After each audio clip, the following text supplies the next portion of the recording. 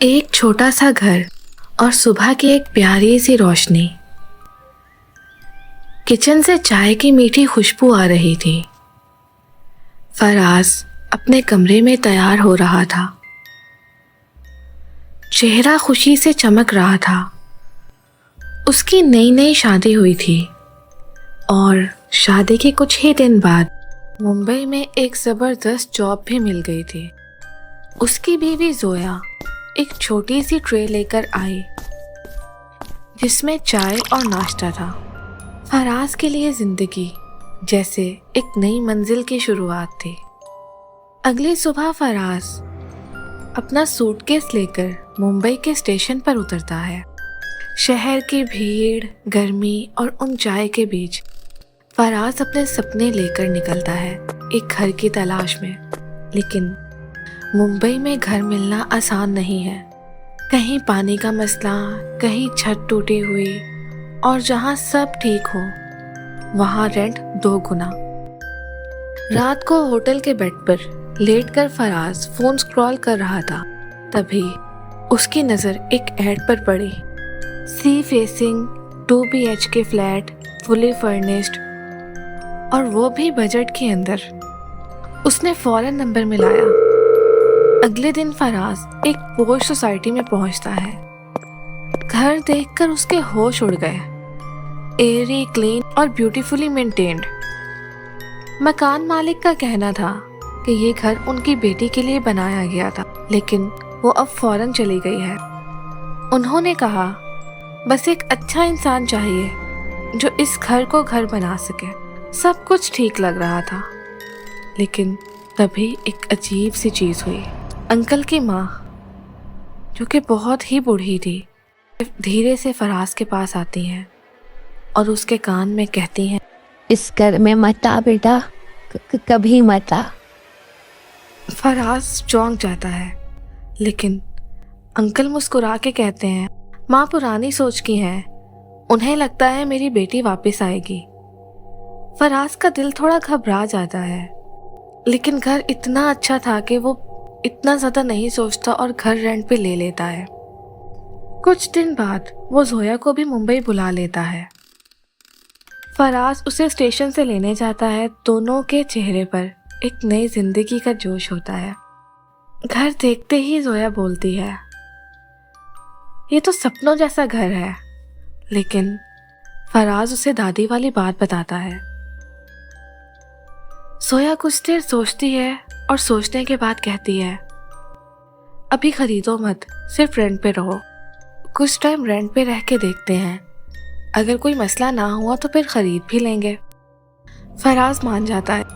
दोनों घर को अच्छे तरीके से साफ करते हैं और उसमें हंसी खुशी रहने लगते हैं। 1 महीना गुजर जाता है। सब कुछ नॉर्मल था। फराज और जोया हर शाम डिनर करते, हंसते, जीते जैसे सपना पूरा हो गया हो उनका। वो यहाँ बहुत ज़्यादा खुश थे। लेकिन एक रात सब कुछ बदल जाता है। उस रात जोया की नींद खुल गई। उसे एक आवाज़ सुनाई दी, हल्की सी लेकिन रूह तक छूने वाली। वो धीरे से उठती है और किचन की तरफ जाती है। सब कुछ शांत था, लेकिन जैसे ही वो पानी पीने लगी, उसके पीछे से एक औरत के रोने की आवाज आई। जोया का हाथ कांप गया। ग्लास जमीन पे गिरा। फराज दौड़ता हुआ आया। जोया कुछ कह नहीं पाई, सिर्फ कांपती रही। उस रात के बाद सब कुछ बदलने लगा। जोया के चेहरे पे एक अजीब सी बेचैनी थी और इसकी आंखों में किसी और की परछाई। लेकिन फराज को उस वक्त अंदाजा भी नहीं था कि ये सिर्फ शुरुआत थी। उस रात के बाद सब कुछ बदल गया था।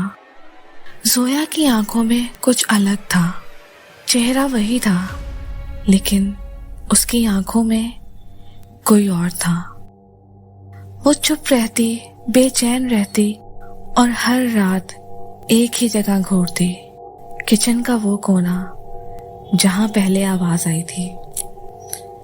फराज सब कुछ नॉर्मल करने की कोशिश करता था, लेकिन जोया जैसे खुद से दूर हो गई थी। एक रात जब फराज सो रहा था, तभी उसकी नींद खुली। उसने जो देखा वो देखकर उसकी रूह कांप गई। उसने देखा जोया बेड पर नहीं थी।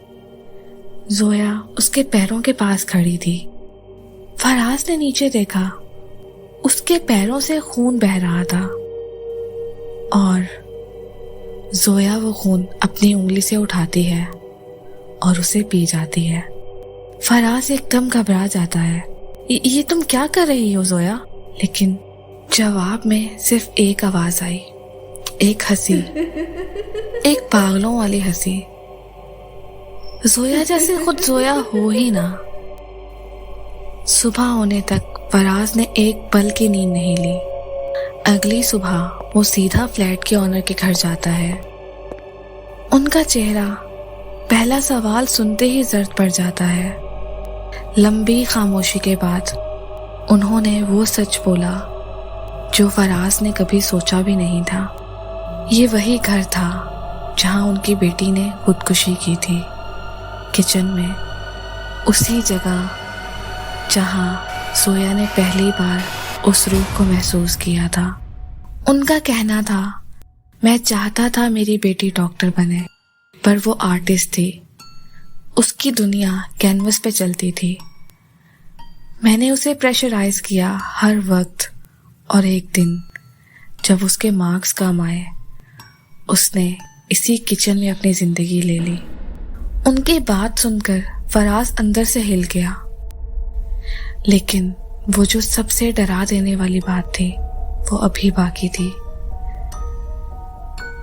ऑनर ने कहा, मैं चाहता था कोई इस घर में आए, रोशनी लाए, ताकि मेरी बेटी को सुकून मिल सके। फराज का गुस्सा अब हद से ज्यादा बढ़ चुका था। उसने बिना एक पल गवाए जोया के पास लौटने का फैसला किया। लेकिन जब वो घर पहुंचा, दरवाजा खुला हुआ था। घर में सन्नाटा था। फराज ने चीख कर बुलाया, जोया, लेकिन कोई जवाब नहीं आया। उसने किचन की तरफ देखा और उसके पैरों के नीचे से जमीन खिसक गई। जोया किचन के फर्श पर बेहाल पड़ी थी। खून का दरिया और एक मुस्कुराहट। वो मुस्कुराहट सुकून वाली नहीं थी। वो थी जैसे किसी ने उसके जिस्म का इंतजार किया हो और अब उसमें समा गया हो। फराज ने जोया को उठाया, लेकिन सब कुछ खत्म हो चुका था। उसकी जोया उसके सामने उसी किचन में अपना आखिरी सांस ले चुकी थी। सब खत्म हो चुका था।